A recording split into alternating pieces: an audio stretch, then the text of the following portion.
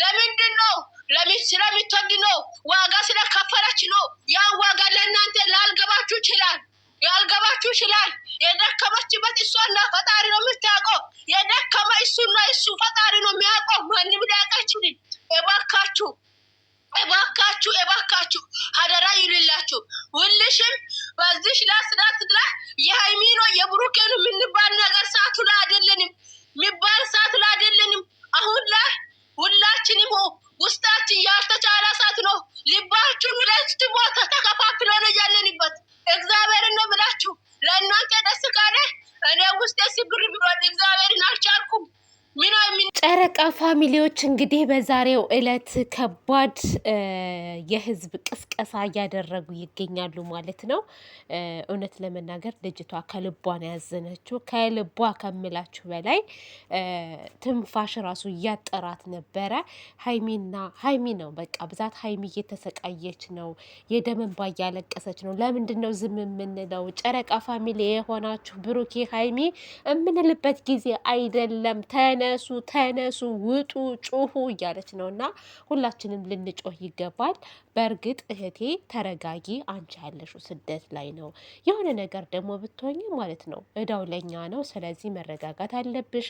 ማን አለሽ ስደት ላይ? ማንም የለሽም ከፈጣሪ ውጭና እንደዚህ ስትጮሄ ብትታመም የሆነ ነገር ብትሆኝ እናትሽ አትመጣልሽም። ማዳም እንደሆነች ሻንጣሽን አስይዛ ነው የምትልክሽ ወደ ሀገር ቤትና ማለት ነው። የኔ ውድ እህት ተረጋጊ።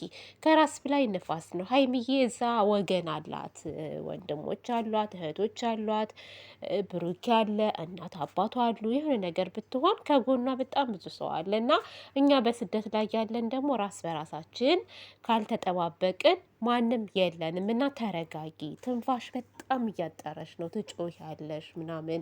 በእርግጥ ያው ስሜታዊ ያደርጋል እና አይዞሽ። ደግሞ ሀይሚዬ ምንም አትሆንም። ሲቀጥል እዩ ያረገዘችው ከሌላ ወንድ ነው። የኔ ውድ አይዞሽ፣ አትጨነቂ። የቡራ ልጅ አይደለም። ነገሮች ይስተካከላሉ። እኔ በጣም አሳዘንሽኝ፣ አንጀቴን በላሽኝ እንደዚህ ስትሆኝ እና መረጋጋት ጥሩ ነው። እሺ የኔ ቆንጆ ተረጋጊ የኔ ማር። እንደዚህ አትሆኝ።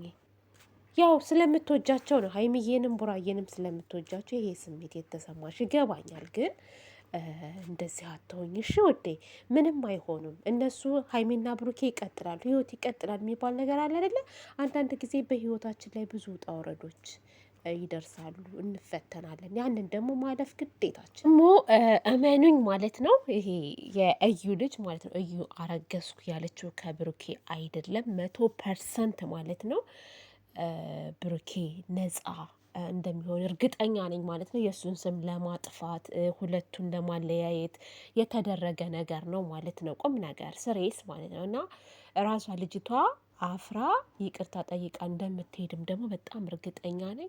አሁን የሰፈሯ ልጆች ምናምን ሲሰሙ ሲወጡ በራሷ ሰዓት ነው የምትዋረደው ይች ልጅ ማለት ነው። በራሷ ሰዓት እና ሀይሚዬ ቡራጌ አይዟችሁ፣ ሁሉም ነገር ለበጎ ነው ነው የምለው። አንዳንድ ጊዜ እንደዚህ አይነት ነገር ሲያጋጥም ለበጎ ነው።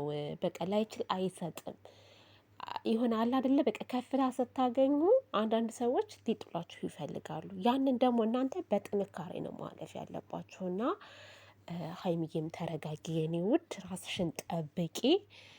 ምንም ማለት አይደለም። አንቺ እንደምታምኙ ቡራጌ ታምኖልሻል። ቁም ነገር ማለት ነው። እና ይሄ ደግሞ በቃ የእሱን የሆነ ወጥመድ ለመጣል የታሰበ ነገር ነው። እና ለማንኛውም አታስቡ ነው የምላችሁ ውዶቼ። ቅመሞችዬ ደግሞ ተረጋጉ፣ መጥፎ ነገር እንዳትናገሩ። የእውነት ነው የምላችሁ። እና እህታችን እንግዲህ መፈክሯን አሰምታለች ማለት ነው። ድምፅ እንሆን እንውጣ፣ አደጋ ላይ ነው ያሉት እያለች ትገኛለች። ችግር የለም፣ እኛ ሁሌም ቢሆን ከጎናቸው ነን በሚፈልጉት ነገር። ነገር ግን እኛ መረጋጋት አለብን። ነገሩን ማጋነን ማባባስ የለብንም ብዬ አስባለሁ። እህታችን አንቺም ተረጋጊ። እውነት እናንተ በጣም ስሜታዊ ሆነሻል። እንባ እየተናነቀሽ ነበረ። አይኖ ይገባኛል ስሜቱ። ግን አንቺስ ማን አለሽ የኔ ውድ? ማንም የለሽም። እና ተረጋጊ ነው የምለው። እና ሚፍታህና ደግሞ ቤኪ የሆነ የምታውቁት ነገር አለ። እናንተም ይመስለኛል የምታውቁት ነገር አለ። ብቻ የሆነ ዳርዳር የምትሉት ነገር አለ።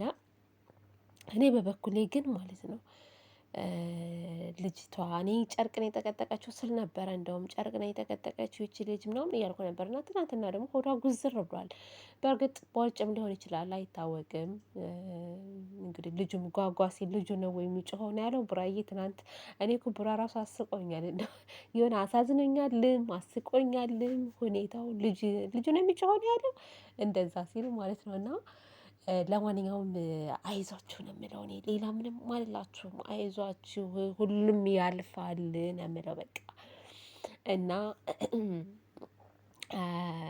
እዩዬ እንግዲህ ከባድ እኮ ነው። እርጉዝ ሴትንም እኮ መርገም መናገር ከባድ ነው። ቤተሰብ አይድረስ ነው አይድረስ ነው። ግን የሆነ ነገር አለ፣ የሆነ ነገር አለ ቤተሰብ፣ እኛ ማናቀው ነገር አለ።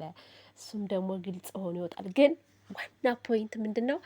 ሀይሚና ቡራዬ አይለያዩ፣ አትፍሩ። በቃ አይለያዩም፣ ይቀጥላሉ። እውነት ይወጣል ነው የምላችሁ። በቃ የቡራ ልጅ አይደለም ቡራ ከዚች ልጅ ጋር አልተኛም። በቃ አልተኛም። ምንም ነገር አልተኛም። መድኃኒትም አላበላችሁም፣ አላቀመሰችውም። ይሄ ለማስፈራራት የተደረገ ነገር ነው። ለማስፈራራት እንጂ ምንም ነገር የለም። ምንም እና ከባድ እኮ ነው። ለማንም ቅማሞች ግን ተረጋጉሽ። እውነት ልጅቷ ግን አሳዘነችኝ። ትናንትና እንደዛ ስጮህ የነበረችዋ ልጅ ትንፋሽ ጠር ብሏት ምናምን በቃ ስትጮህ ስሜታዊ ሆና እንደው በፈጠራችሁ እንደው በምታምኑት አምላክ ሁሉ እያለች ማለት ነው። እና እንደዚህ አትሆኝ ውዴ። እንዴ ምን ሆነሻል አንቺ? እንደዚህ አትሆኝ። የሆነ ነገር ብትሆኝ ማን ሊደርስልሽ ነው? አንዳንዴ ራሳችንን መጠበቅ አለብን። እናንተ ምን ሆናችሁ ነው? ዋይ እኛ ስንኖር ነው ለሰዎች ማሰብ የምንችለው። ባይዘዌ እኔ ስኖር ነው ሰውን መርዳት የምችለው። እኔ ስኖር ነው ሰውን መውደድ የምችለው። እኔ ከሌለው ለምንድን ነው ስለ ሰዎች የማስበው? እኔ እንደ ቅድሚያ ለራስ እና ለራሳችሁ አስቡ። እንደዛ አትሆኑ። የእውነት እንዴ ምን አስባችሁ ነው እናንተ በዚህ ልክ? ግን እግዚአብሔርን ትክክል አይደለም እንደዚህ የምትሆኑት። ተረጋጉ። ተረጋግታችሁ ምናምን በመረጋጋት ነው ሁሉ ነገር የሚፈታው እንጂ በመጮህ ምናምን በማልቀስ ምናምን አይደለም። እና ተረጋጉ ነው ብለው አይዟችሁ። ለማንኛውም ደህና ሁኑ።